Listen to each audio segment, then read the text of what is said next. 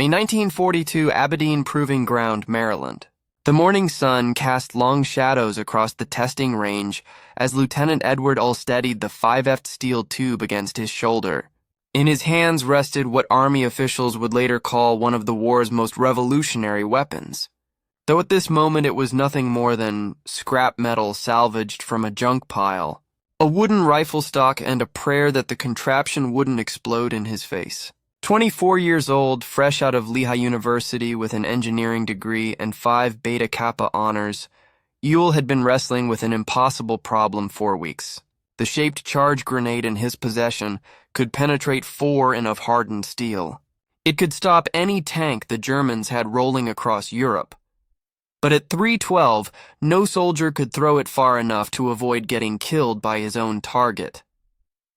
The Army needed a delivery system. They needed it yesterday, and they needed it to be simple enough that any infantryman could use it without specialized training. Oscolleague, Captain Leslie Skinner, stood nearby with a clipboard, watching through field glasses as a Mark V tank rumbled into position 300 YD downrange. Skinner had recently been promoted to major during the development process, recognition of his critical work on what would become one of the war's most important weapons. At 42, he was a career Army man who had been experimenting with rockets since he was a teenager, back when he accidentally set fire to a hospital roof at Fort Strong, Massachusetts in 1915. His father, an Army surgeon, had been less than pleased. But that youthful fascination with explosives had brought him to this moment, to this weapon that would change infantry warfare forever. The generals gathering behind them had no idea they were about to witness history. Among them was Brigadier General Gladian Marcus Barnes, Chief of Research and Development for Army Ordnance. Barnes had reluctantly agreed to observe this demonstration of what headquarters dismissively called Skinner's toy rocket. The Army had real problems to solve.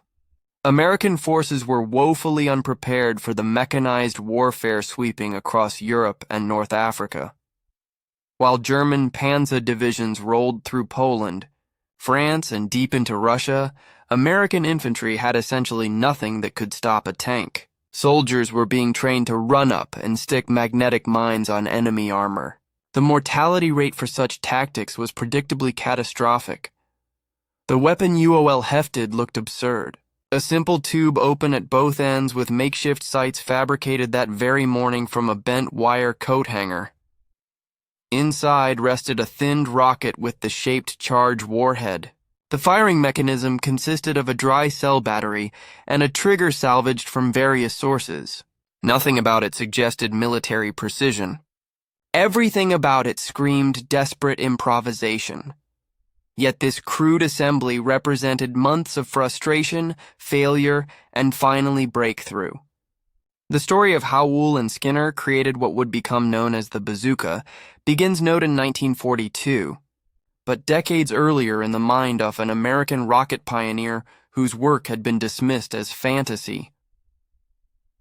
Robert Goddard had developed rocket-powered weapons during World War I, creating prototypes that could theoretically give infantry portable firepower against fortifications. When the armistice was signed in November 1918, interest evaporated. Why invest in experimental rockets when the war to end all wars had concluded? The research gathered dust in War Department archives for 20 years.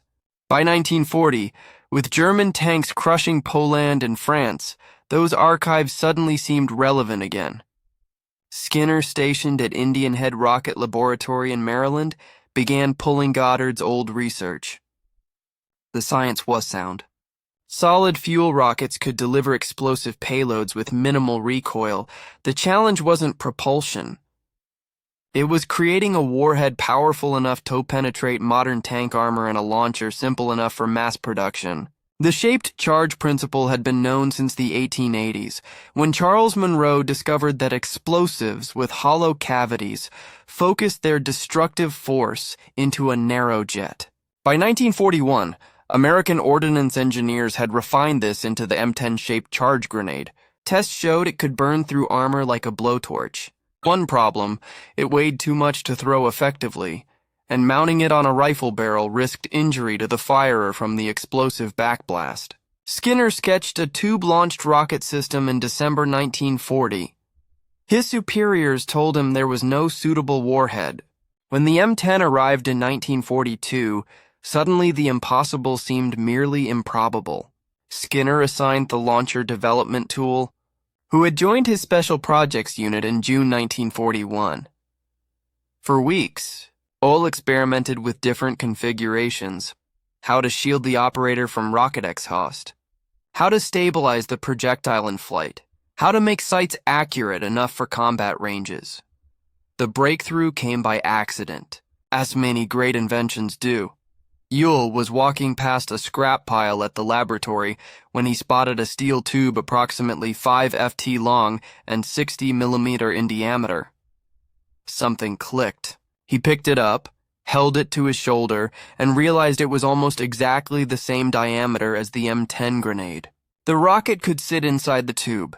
The open rear would vent the exhaust away from the operator, put a rocket in a tube, point it at a tank, pull a trigger. The fundamental concept was elegantly direct. Yu rushed back to the workshop. Within hours, he had fabricated a crude prototype using the salvaged tube, some wood from spare rifle stocks, and basic grips and trigger mechanisms. The first test would be crucial. If the backblast was too severe, the weapon would be unusable. If the rocket exploded in the tube, the project was dead. Carried his creation down to the Ptioak River, far from any observers who might question his sanity. He loaded a rocket, pointed the tube across the water, and squeezed the trigger. The rocket hooed out with surprising grace. No violent recoil, no burst of flame in his face, just a smooth launch and a splash in the river hundreds of feet away. Uhl was stunned. He had expected to need protective equipment, maybe a blast shield, but their rocket's propellant burned completely within the tube's length, and what little exhaust escaped vented harmlessly out the rear. A soldier could fire this from his shoulder without injury. He brought the prototype to Skinner the next morning. Together they refined the design, adding proper sights, improving the trigger mechanism, ensuring the electrical firing system could function in combat conditions. They fabricated dummy rockets for safety. Testing. Everything performed beyond expectations. Now, they needed to prove it to the brass. The demonstration at Aberdeen Proving Ground was hastily arranged for May 1942. The WWII Army was conducting trials of various spigot mortars, bulky crew-served weapons that also used shape charges. Skinner saw an opportunity. He would demonstrate their launcher alongside these established systems. The comparison would either validate their work or expose it as inadequate. As the visiting generals arrived that morning, Skinner realized they had forgotten one critical detail. The launcher had no sights. The wire coat hanger sights had been a last-minute improvisation, bent into shape with a broken nail just hours earlier. No precision instruments, no careful calibration, just a rough approximation of where the rocket might go. The demonstration began with the spigot mortars. 5 different models were tested against the moving tank. Each crew fired multiple rounds. Not a single hit was recorded. The mortars were accurate enough against stationary targets, but tracking a moving vehicle proved beyond their capabilities. The generals looked disappointed, but unsurprised. Anti-tank weapons were notoriously difficult to aim under field conditions. Then it was Skinner and Ostern. Skinner shouldered the launcher, tracking the tank as it rumbled across the range. He squeezed the trigger. Their rocket leaped from the tube with a distinctive whoosh. Seconds later, it struck the tank's hull with a resounding clang. The generals stirred with interest. Perhaps a lucky shot. Skinner fired again. Another hit and again with their improvised wire coat hanger sights and a weapon assembled from scrap metal. Skinner and Uhl hit the moving tank repeatedly, while 5 sophisticated mortars had scored 0 hits. General Barnes stepped forward, fascination evident on his weathered face. The man had seen countless weapons demonstrations over 3 decades of military service. This one was different. He turned to Skinner with a request that was really in order. Let me try it. Skinner handed over the launcher, walking Barnes through the simple firing procedure. Aim, track the target, squeeze the trigger. Nothing complicated, no lengthy training required. Barnes settled the tube against his shoulder, squinted through the crude sights, and fired. Direct hit! The general's face split into a rare smile. He looked at the launcher, then at Skinner, then back at the weapon. The words that came out of his mouth would become Army legend. It sure looks like Bob Burns's bazooka. Bob Burns was one of America's most popular comedians in the 1930s and early 1940s. His trademark prop was a bizarre musical instrument of his own creation, a long tube that produced comical sounds when blown. He called it a bazooka. The name stuck to the musical instrument and moments later to the weapon that would terrify German tank crews across 3 continents. Barnes wasn't just making a joke. He was christening a weapon that would become synonymous with infantry anti-tank warfare for the next 3 decades. That very day, standing on the Aberdeen Range with rocket smoke still hanging in the air, Barnes provided a favorable report that led to immediate orders for 5,000 launches into production. Not 5,000 for testing, 5,000 for combat deployment. A few days later at Camp Sims, D.C., General George C. Marshall witnessed a demonstration before high-ranking War and Navy officials, Allied government observers, and British and Russian military observers. Marshall immediately issued verbal orders for 5,000 launchers and 25,000 anti-tank rockets, plus 5,000 practice rockets. General Electric received the contract on May 20th, 1942, with an impossible deadline, 30 days to deliver 5,000 launches. The clock started immediately at GE's Bridgeport, Connecticut facilities. Engineers worked around the clock reverse engineering Skinner and Uhl's prototype. The design was straightforward, which made it ideal for mass production. Steel tube, wooden stock, basic trigger mechanism, simple battery-powered ignition. Nothing exotic, nothing that required specialized manufacturing, just competent metalwork and woodworking at scale. The official designation was Launcher Rocket 2.36 and Anti-Tank M1. Nobody called it that. From the factory floor to the front lines, it was the Bazooka. General Electric delivered the order with 89 minutes to spare. 5,000 bazookas ready for deployment, manufactured in 1 month. The weapon received formal designation on June 14, 1942 EG. Bud Company manufactured the initial 25,000 M6 anti-tank rockets and 5,000 M7 practice rockets. But having the launcher was only half the equation. The rocket itself, designated M6, proved troublesome. Early production rockets suffered from horrific reliability problems. Primers failed to ignite. Fins bent during transport. Propellant charges burned inconsistently, too quickly in hot weather, risking tube burst, too slowly in cold weather, scorching the gunner's face. The shaped charge warhead worked perfectly in laboratory conditions, but proved temperamental in the field. The electrical ignition proved problematic in wet and cold climates. The contactoring system caused structural weakness in the rocket. When the M6 worked, it was devastating. When it didn't, it was useless. This would become painfully apparent in the weapon's combat debut, November 8, 1942. The beaches of North Africa gleamed under intense Mediterranean sun as Operation Torch. The Allied invasion of French North Africa commenced. Over 100,000 American and British troops hit beaches at Casablanca, Oruran, and Alers simultaneously. It was America's first major offensive operation of the war. Among the forces landing were units from the 1st Infantry Division at Oruran, 1st Armored Division Combat Command B at Oruran, and the 34th Infantry Division, some equipped with the new M1 bazookas. The night before the landings on November 7, 1942, Supreme Commander Dwight Eisenhower was shocked to learn that none of his troops had received any training on the new weapon. Bazookas had been rushed to North Africa so quickly that many soldiers first saw them when crates were pried open on transport ships. No manuals, no instructors, no practice ammunition, just a tube and some rockets with vague assurances that it could stop tanks. The initial North African fighting was chaotic. French colonial forces loyal to Vichy resisted with unexpected ferocity. German troops rushed reinforcements to Tunisia. American forces untested in combat struggled with coordination, leadership, and equipment they barely understood.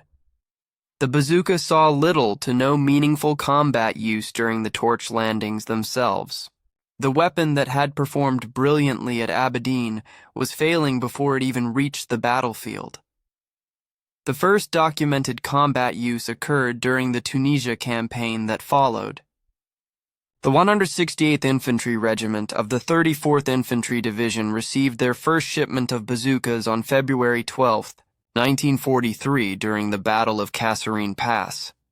Soldiers learned to use them against German armor attacks on February 14, 1943, under the worst possible circumstances. The bazooka's performance in the Tunisian fighting was dismal.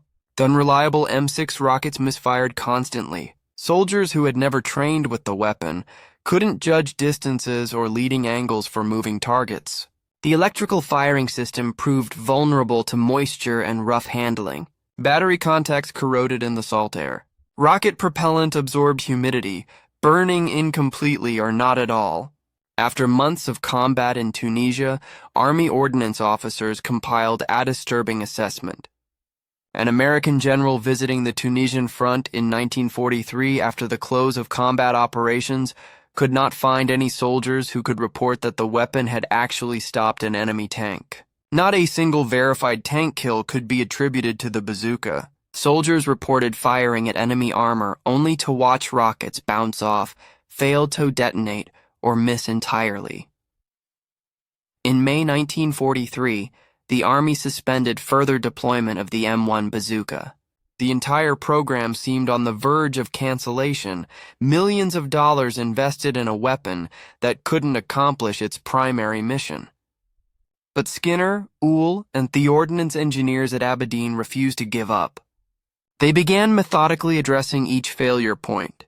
The rocket was redesigned as the M6A1 with a new contact system using wire unspooled from the rear, replacing the nose contact ring that had created structural weakness. Propellant sticks were shortened, reducing peak pressures. The fuse and electrical ignition were improved. The launcher became the M1A1 with the simplified design that eliminated the forward hand grip, added a face guard at the hand position, included a conical muzzle deflector and carrying strap, revised the safety mechanism, and reduced weight from 18 lb to just 12 3/4. The simplified sighting device had 100 to 300 yard range graduations. Most importantly, soldiers began receiving actual training. Target ranges were established where troops could fire practice rounds. Tactics were developed for two-man teams with a gunner and a loader working in coordination. By summer 1943, an improved weapon and better trained soldiers were ready for another chance. The testing ground would be Sicily. July 10, 1943. Operation Husky, the Allied invasion of Sicily. Launched with over 180,000 troops storming Sicilian beaches, supported by thousands of aircraft and hundreds of ships. Among them were American paratroopers of the 82nd Airborne Division carrying the improved M1 bazookas into combat. Colonel James Gavin, commanding the 5005th Parachute Infantry Regimental Combat Team, had trained his men extensively with the new weapon. Unlike the rush deployment in North Africa, these soldiers knew what they were doing. They understood the bazooka's capabilities and limitations. They had practiced hitting moving targets. They were ready. Gavin later wrote in American Heritage magazine that the bazookas were most important, since they were the only weapons the troopers were carrying that would enable them to engage the German armor on reasonable terms. The 82nd drop was a disaster. High winds scattered paratroopers across 50 mi of Sicilian countryside. Gavin landed far from his intended drop zone, gathering a handful of men and moving toward the sound of fighting. By dawn on July 11, 1943, Scattered groups of American paratroopers found themselves defending a ridgeal line called WWII against elements of the German Hermann Göring Panzer Division, Tiger WWII tanks from a company of the 215th Tank Battalion along with Panzer IV medium tanks, approximately 700 infantry, and one armored artillery battalion advanced toward the American positions. The paratroopers were outnumbered, outgunned, and scattered, but they had bazookas. The first American soldiers to engage the German armor fired their bazookas at Tiger tank frontal armor. The rockets struck with tremendous impact, then bounced off harmlessly. The shaped charge warheads couldn't penetrate the Tiger's thick frontal plates. This was a known limitation, but in the chaos of combat, with 60-ton monsters bearing down on their positions, some soldiers panicked. Gavin later wrote that their bazooka rounds simply bounced off the armor plating of the big 60-ton Tigers, which replied with 88mm cannon fire. He noted that many bazooka teams had pieces of bazookas ground up in them by tanks as they were crushed during the vulnerable loading and firing sequences, but seasoned NCOS kept their heads. They'd been trained to target weak spots, side armor, rear engine compartments, tank tracks. As Tigers maneuvered to bring their 88mm main guns to bear, American bazooka teams shifted position, seeking angle shots. Through the long, brutal day at WWII, the battle raged. Naval gunfire from USS destroyers with 155mm guns proved decisive along with the arrival of Sherman tanks. Lieutenant Harold H. Swingingler, commander of Service Company 505 PIR, and a former intercollegiate boxing champion, arrived approximately 1,100 hours with Sherman tanks and approximately 50 men from Regimental Headquarters Company. He captured the first Tiger tank intact by killing the crew with a hand grenade when they were outside the vehicle. Swingingler was later killed in action on D-Day, June 6, 1944. By evening, the German attack had stalled.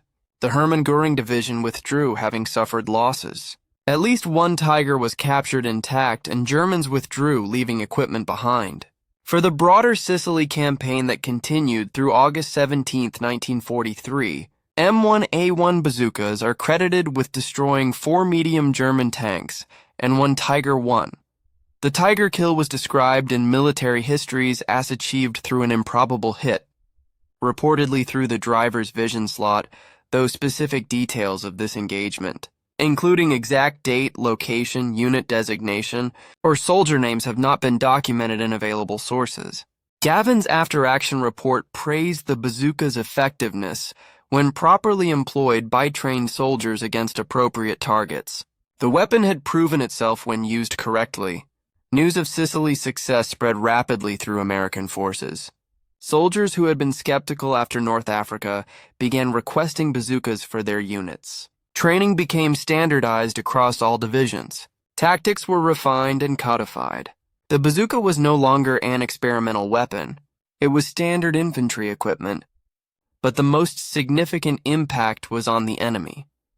German intelligence officers interrogating captured American soldiers in Tunisia in early 1943 had first learned about the bazooka.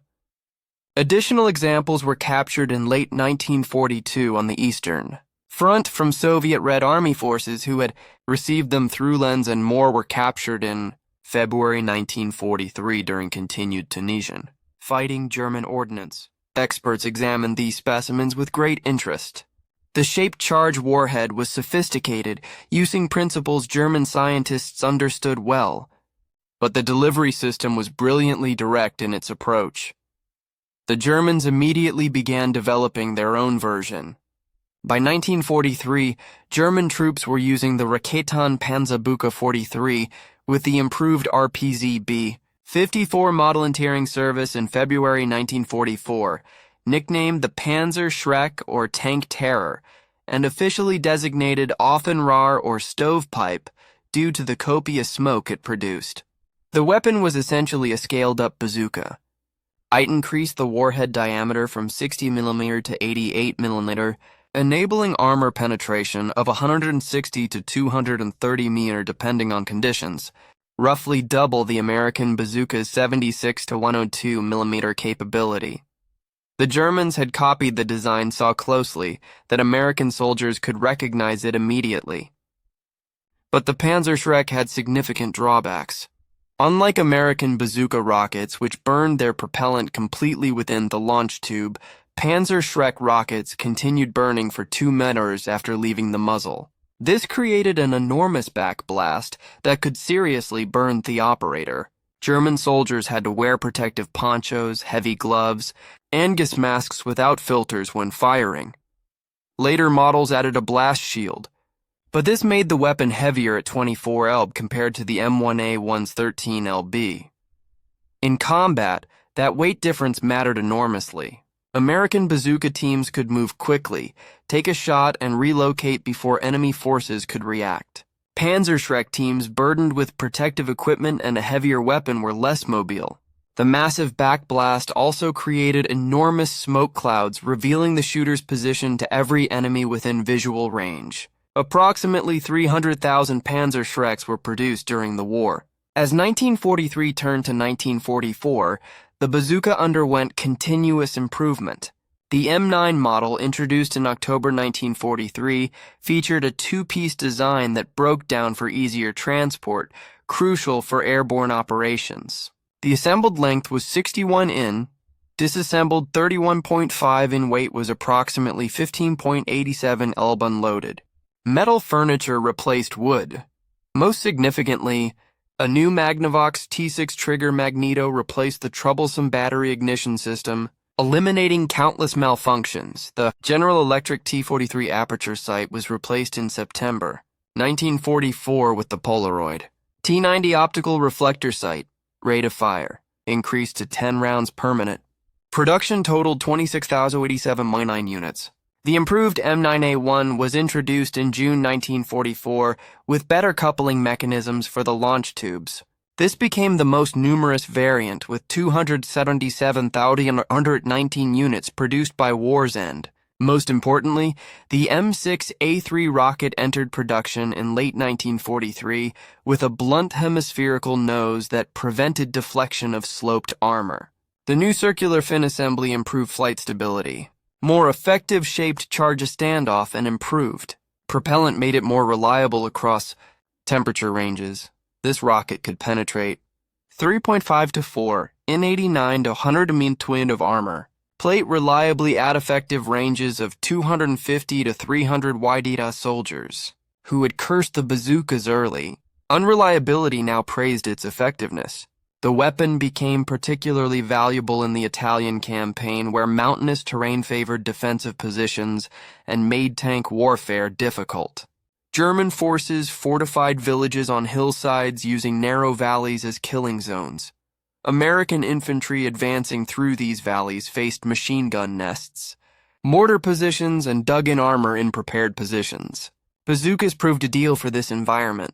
The weapon could engage fortifications at ranges up to 300 WWII, far beyond grenade throwing distance. High-explosive anti-tank rounds destroyed machine gun positions and light vehicles. The versatility exceeded original design parameters. At Cassino in early 1944, where Allied forces battered themselves against German defenses for months, bazookas were used more often against fortifications than against tanks. A rocket that could blow a hole through 4 in of steel plate could also demolish reinforced concrete imp placements. But the bazooka's greatest test came on June 6, 1944 D-Day. American forces storming Omaha Beach carried bazookas ashore in the first waves. Under intense German fire, with men dying by the hundreds in the surf and on the sand, bazooka teams advanced toward German strongpoints. The weapons proved crucial for reducing fortified positions that had pinned down entire companies. Engineers used bazookas to blast paths through obstacles. Infantry used them to suppress machine gun bunkers long enough for flamethrower teams to close in. In the weeks following D-Day, as Allied forces pushed through the Norman Boche country, bazookas became essential for dealing with German armor ambushing from concealed positions. The thick hedge of Normandy created a claustrophobic battlefield where combat occurred at ranges measured in yards, not hundreds of yards. In this environment, the bazooka's portable firepower was life-saving, but German armor was evolving. The Panther tank's sloped frontal armor could deflect even improved M63 rockets at anything but point-blank range. Tigers remained nearly impervious from the front.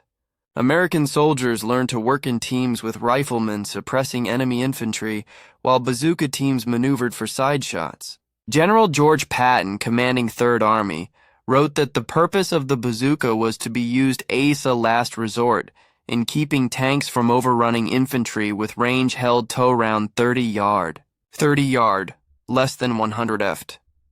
At that distance, a tank's machine guns could shred a bazooka team in seconds. The mortality rate among bazooka operators was sobering. Men assigned to anti-tank duty knew they were being asked to advance toward enemy armor that could kill them from hundreds of yards away. Yet volunteers never lacked. One of the war's most remarkable bazooka stories involves Lieutenant Colonel Charles M. Carpenter, born August 29, 1912 in rural Illinois. Carpenter grew up in Reynolds near Edgington. His family lost their farm during the Great Depression. Educated on scholarships at Roosevelt Military Academy and Center College, Kentucky. He worked as a history teacher at Mullen High School before the war. He enlisted in 1942 as second lieutenant, completed flight training with artillery liaison wings, and arrived in France in 1944, assigned to the 4th Armored Division, General George Patton's 3rd Army ass artillery spotter and reconnaissance pilot. Carpenter flew an L-4 Grasshopper observation plane serial number 4330426, which he nicknamed Rosie the Rocketer in homage to Rosie the Riveter. He mounted 6 M1A1 bazookas, later upgraded to M9 models, 3 launches per side on plywood boards fixed to outboard wing struts. Total weight when loaded was approximately 106 lb. He wired them to the cockpit with an electrical firing system, installing a control panel with push-button switches, allowing individual or salvo firing. Carpenter typically flew solo to maximize performance. His attack profile involved diving from altitude to approximately 100 m or above target, firing rockets, then pulling up steeply to escape return fire. The plunging fire attacked the thinner top armor of tanks, which measured 40 to 45 mm on Tiger turret tops versus 100 mm or more frontal armor. Carpenter is officially credited with destroying 6 tanks, including 2 Tiger I heavy tanks. Witness accounts claim 14 tanks destroyed, but the official number stands at 6. His first major success came on September 20th, 1944, at the Battle of Aricourt, where he was credited with destroying 1 German armored car and 4 tanks in a single day across 3 sorties, firing 16 rockets. In October 1944, he destroyed 4 additional tanks and an armored truck. Carpenter received the Silver Star awarded by General George S. Patton for gallantry in ground action, the Bronze Star Medal, Air Medal with Oak Leaf Cluster, European African Middle Eastern Campaign Medal with 4 campaign stars, American Campaign Medal, and World War II Victory Medal. He was featured in Stars and Stripes, Associated Press Popular Science in February 1945, The New York Sun, and Liberty Magazine. In Stars and Stripes. He was quoted saying, "Word must be getting around to watch out for cubs with bazookas on them. Every time I show up now, they shoot with everything they have. They never used to bother cubs. Bazookas must be bothering them a bit."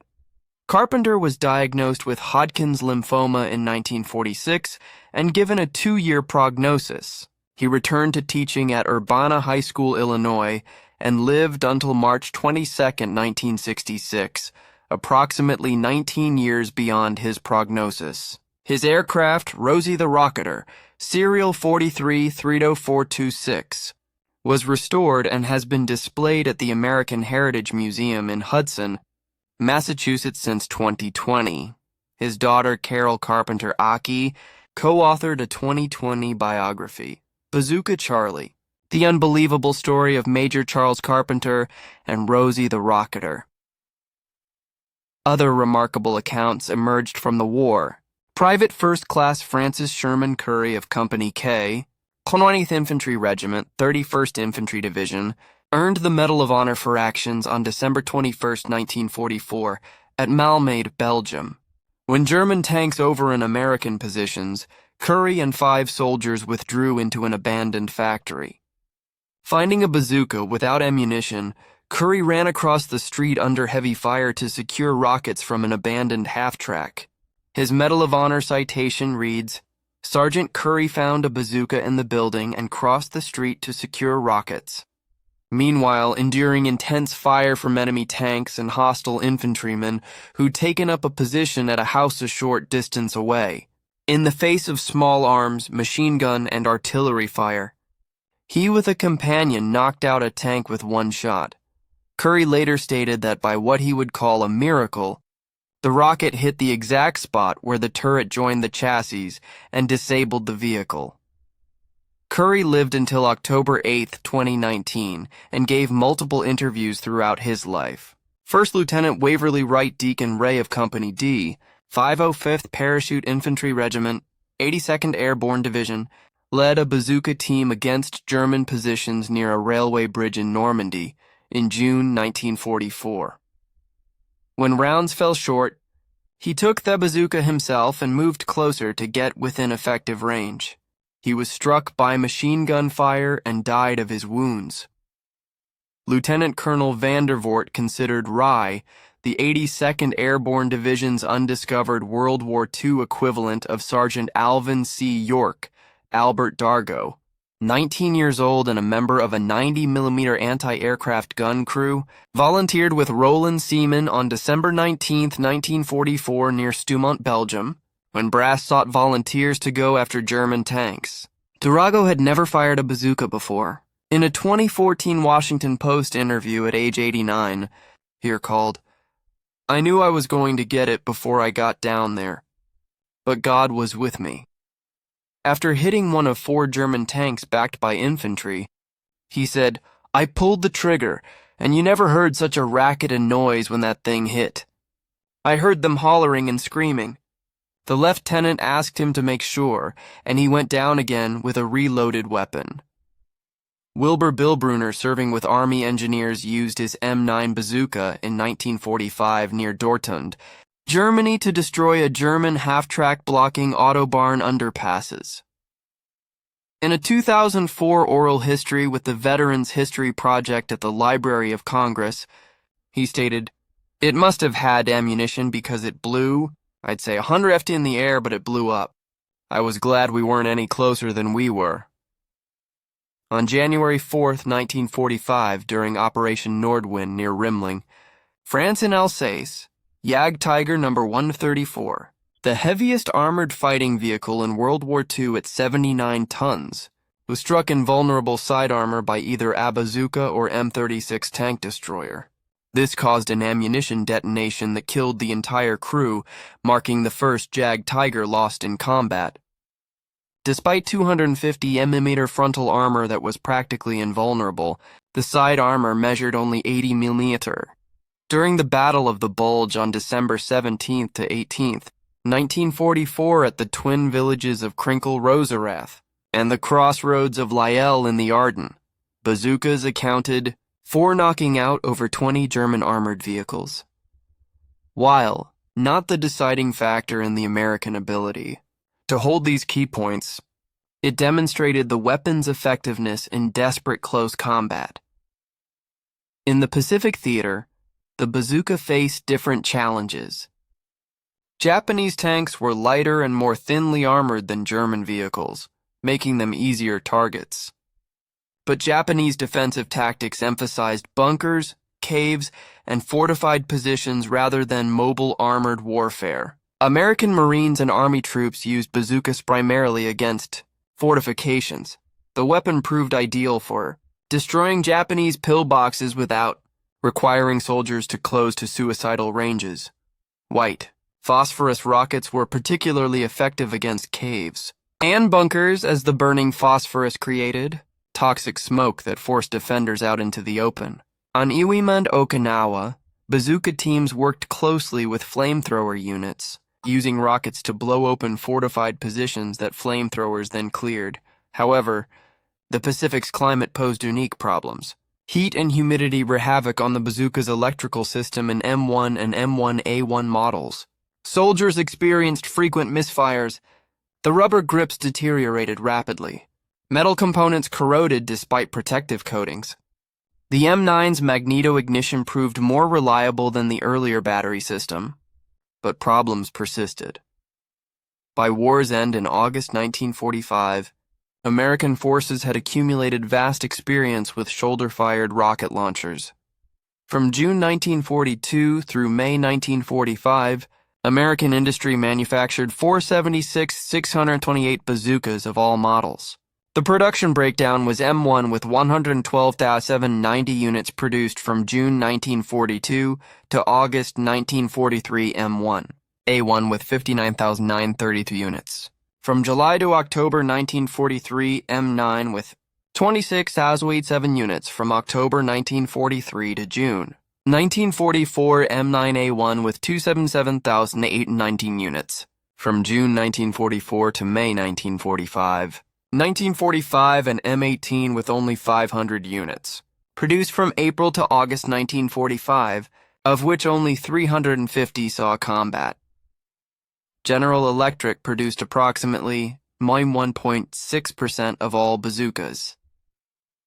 Cheney Bigelow Wire Works of Springfield, Massachusetts manufactured approximately 40,000 M9A1 launches under a June 1944 contract worth $1,863,000, winning the Army-Navy E Award 3 times during World War II. Rocket production was even more impressive. 563,000 rounds manufactured by war's end, including all types such as heat, practice, and smoke variants. The weapon's design made it ideal for rapid training of Allied forces. Free French forces received 11,350 units, becoming the largest foreign operator. The Soviet Union received approximately 1,000 units through Lend-Lease, though they held them in low regard compared to anti-tank rifles. Brazil received approximately 2,900 units.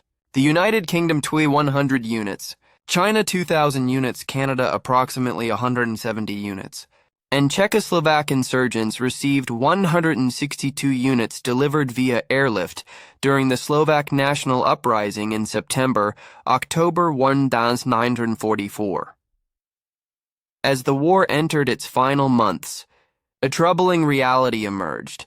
German tanks were becoming increasingly difficult to kill with the 2.36 in bazooka. The Panther's sloped armor was resistant even to side shots unless taken at optimal angles. The Tiger II, introduced in late 1944, was essentially impervious to bazooka, except at the rear. American ordnance engineers recognized the problem. In October 1944, after examining captured German Panzer Schrecks, work began on a completely redesigned weapon designated the M20 Super Bazooka. The M20 featured an 88.9 mm, 3.5 in caliber, matching the German weapon's diameter.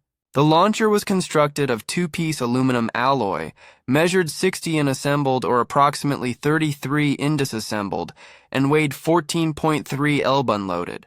It featured a magneto-type firing device in the trigger grip and air-reflecting optical sight. The M28A2 rocket could penetrate 11 and 280 mm or far more, nearly double the 2.36 inversions. Capability. Effective range was 150 against moving targets and 275 to 300 ms against stationary targets with a rate of fire of 6 rounds per minute. The M20 was designated in late 1944, with small-scale production beginning in 1948. Critically, the M20 saw no combat use in World War II. Development came too late. The war in Europe ended in May 1945 before the weapon could be deployed to combat units. In the Pacific, where Japanese tanks were lighter and the fighting focused more on fortifications, the original 2.36 in bazooka remained adequate through Japan's surrender in August 1945. That expertise would prove valuable sooner than anyone expected. Years. Later on June 25, 1950, North Korean forces equipped with approximately 150 Soviet-supplied T-3485 tanks poured across the 38th parallel into South Korea. American forces, caught and prepared and under strength, desperately needed weapons to stop them. South Korea had bazookas, their only anti-tank weapons in quantity. They proved critically ineffective against the T-3485's frontal armor, which measured 90 to 100 mm. On July 5, 1950, Task Force Smith, consisting of 406 U.S. soldiers, faced approximately 5,000 North Koreans, supported by 33 to 36 T-34 to 85 tanks. Armed with 6 M9A1 bazookas, they fired 22 rockets with zero effect on the T-34s. The rockets literally bounced off the tank armor. The task force was routed. Colonel Robert Martin of the 24th Infantry Division was killed on July 8, 1950, attempting to stop a T-34 with a 2.36 in bazooka. On July 8, 1950, day 13 of the war, General Douglas MacArthur requested urgent shipment of the M20 Super Bazooka. Rock Island Arsenal shipped the first M20s to Korea, accompanied by instructors from Fort Benning. Training manuals were hastily written in just 2 weeks. The first combat use occurred at the Battle of Cheon on July 20, 1950, when the 24th Infantry Division received the first consignment. The results were immediate and dramatic. The M20 was credited with destroying 8 T-34 tanks in its first day of combat use. Time magazine reported it knocked out 7 tanks in 7 tries. Major General William F. Dean personally used the M20 against T-34s during the battle, engaging a T-34 from a second-story window at less than 10 yards range. He hit the turret ring, set the tank on fire, and killed the crew. Of 10 T-34s in the city that day, 6 were destroyed by M20s and 2 by artillery. Dean was later awarded the Medal of Honor, the first of the Korean War, for actions including his bazooka use. He was captured after the battle and held as a prisoner of war until September 1953. Over 750 M20s were produced and shipped to Korea in the first year. The improved M20A1 entered service in 1952, with an improved connector latch assembly, and became the main production version. The M20B1 featured cast aluminum barrel and simplified internals for lighter weight. The M20A1B1 combined the M20B1 features with M2A1 improvements. Throughout the Korean War, the Super Bazooka proved its worth, destroying hundreds of enemy tanks and fortifications. But even the M20 was approaching obsolescence. Tank armor continued to improve. Shaped charge warheads required ever larger diameters to maintain penetration capability. The reloadable bazooka, requiring a 2-man team and multiple rockets, was giving way to single-use disposable launchers. By the mid-1960s, as American forces deployed to Vietnam, the bazooka era was ending. The M72 Law-Light anti-armor weapon offered similar capability in a package, 1/3 the weight, requiring only 1 soldier with no reloading. The bazooka soldiered on in. Limited use through the early years of Vietnam, particularly against fortified positions, but gradually faded from American arsenals. Yet the concept Skinner and Uhl pioneered in 1942 remains fundamental to modern infantry warfare. Every army on Earth field's shoulder-fired rocket launchers descended from the bazooka.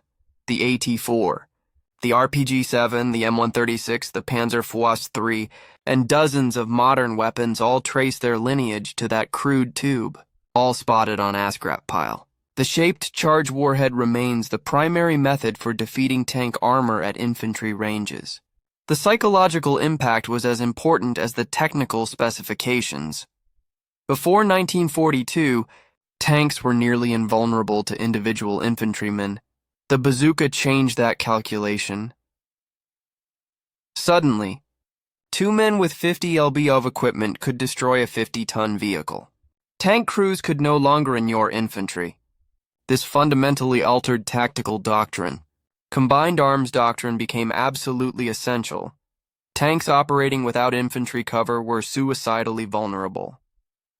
Corporal Donald E. Lewis, who participated in armor penetration tests involving a German Panther tank using both the German RPZ B-54 Panzer Schreck and the US M9 Bazooka, stated, "I was so favorably impressed by the Panzer Schreck, I was ready to take after the Krauts with their own weapon."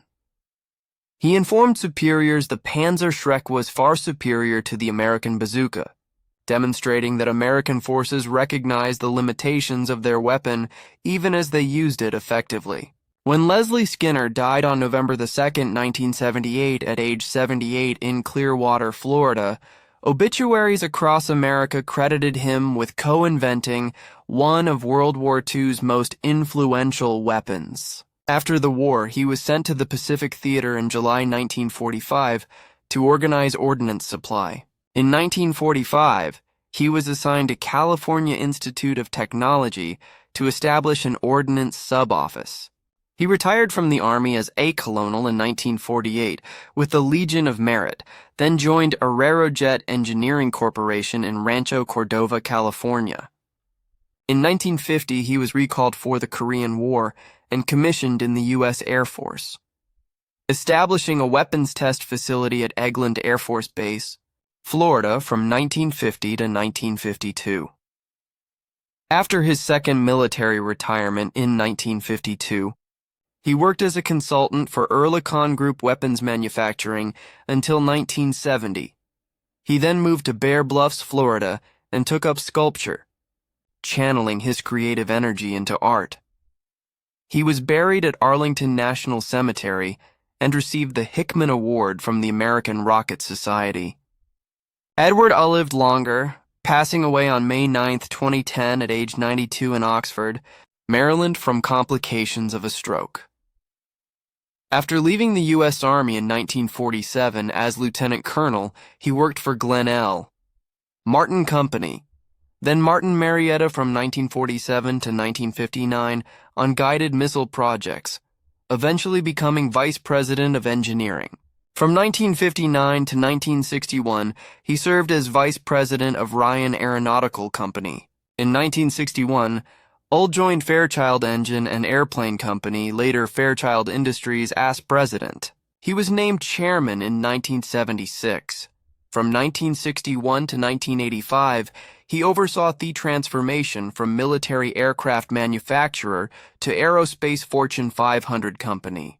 Major programs under his leadership included the Matador Bullpup and Persing missiles, the F-105 and A-10 Thunderbolt II aircraft, and the Pegasus ATS-6 and TDRS satellites. He retired as chairman in 1985. Yule married Maureen Barbara Kelleher in 1943 and had 4 children, including 2 sons who attended his alma mater, Lehigh University. Interviews during his final years maintained that the Bazooka's success came from necessity and direct problem solving. "We really had no anti-tank weapon," had Old Maryland Cracker Barrel magazine in 2007. "You can't believe how inept our military was at that point in time." That statement carried weight. The American military of 1941 was woefully unprepared for modern warfare. By 1945, it was the most powerful military force in human history. Weapons like the bazooka made that transformation possible. In 1985, at a reunion in Germany for veterans of the European campaign, a remarkable moment occurred. A former German Panther tank commander approached an American veteran who had carried a bazooka through France and Germany. Through a translator, the German said, "We feared your tube rocket more than your tanks. Your Sherman tanks we could destroy easily, but your rockets, they came from anywhere, from soldiers we could not see until too late. Many times we abandoned tanks that were not damaged just because we heard the sound of your rockets nearby." The American asked why. The Germans smiled sadly, "Because we knew that the next rocket might come through our vision slot or strike our engine or catch us from behind. we were always looking over our shoulders. The fear was worse than the weapon. This psychological impact, the constant threat perception, was perhaps the bazooka's greatest achievement. German tank crews who had terrorized Europe suddenly became the terrorized. The bazooka's influence extended beyond the battlefield. The shaped charge warhead principle became foundational for demolition work, mining, and industrial cutting. The rocket propulsion systems developed for the bazooka informed post-war missile development engineers who worked on bazooka rockets during the war brought that expertise to guided missile programs in the 1950s and 1960s. French resistance fighters who received bazookas through Allied supply drops found them invaluable for ambushing German convoys, requiring minimal training for partisan forces who couldn't establish formal training programs. By the 21st century, shoulder-fired rocket launchers have evolved far beyond anything Skinner and Uhl could have imagined. Modern weapons feature tandem warheads to defeat reactive armor, guidance systems for longer-range accuracy, and sophisticated electronics. The M3 Carl Gustaf, the FGM-148 Javelin, and the NLAW represent generations of improvement, yet soldiers still call them bazookas. The term has become generic, referring to an entire category of weapons. Modern military historians studying the bazooka's development often note what didn't happen. No committee review process, no multi-year development program, no extensive field trials before deployment, just a weapon that worked well enough, manufactured quickly enough, distributed widely enough to matter. The contrast with contemporary weapons development is stark. Modern systems require decades from conception to deployment, costing billions of dollars. The bazooka cost perhaps $50 to manufacture, and any infantryman could maintain it. The crews who manufactured bazookas at General Electric and other contractors were predominantly women, part of the Rosie the Riveter phenomenon that extended to weapons production. Workers knew their work was going directly to soldiers fighting overseas. Many had family members in uniform. Quality control took on moral dimensions, and rejection rates for defective components were remarkably low. Despite rushed production schedules, the bazooka gave infantry a capability they didn't have before, and that tool saved lives. Soldiers facing German armor no longer had to rely on desperate measures like running up tow tanks with explosive charges. They could engage from relative safety with a reasonable chance of success. That shift from helplessness to capability may have been the bazooka's most important contribution. The weapon proved that innovation didn't require years of research and billions of dollars. Sometimes it required an engineer walking past a scrap pile, an open-minded supervisor, and willingness to try something unconventional. Skinner and Uhl didn't set out to revolutionize warfare. They were solving a practical problem with limited resources and urgent deadlines. That their solution became one of the war's most influential weapons demonstrates that effective solutions don't always require complexity. The bazooka stands as testament to American innovation under pressure. The weapon wasn't elegant or sophisticated. It certainly wasn't perfect, but it worked well enough, cheaply enough, and quickly enough to help win a war. The soldiers who carried bazookas into combat rarely thought about historical significance. They thought about survival, protecting fellow soldiers, and completing missions. The bazooka was simply a tool, but it was a tool that transformed them from victims of mechanized warfare into warriors who could fight back. That transformation, repeated hundreds of thousands of times across every theater of World War II, was the bazooka's real legacy. Not the technical specifications or production numbers or battlefield kills, but the confidence it gave to individual soldiers, the knowledge that they weren't helpless, the certainty that they could fight and win against even the most formidable enemy weapons. When Edward Uhl walked past that scrap pile in 1942 and spotted a discarded steel tube, he set in motion a chain of events that would change warfare. A prototype tested into the Toac River, a demonstration with improvised sights, an immediate production order, combat deployment across the globe, millions of rockets fired, thousands of enemy vehicles destroyed, and tens of thousands of American lives saved. All because a young engineer recognized that sometimes the most direct solution is the most effective solution.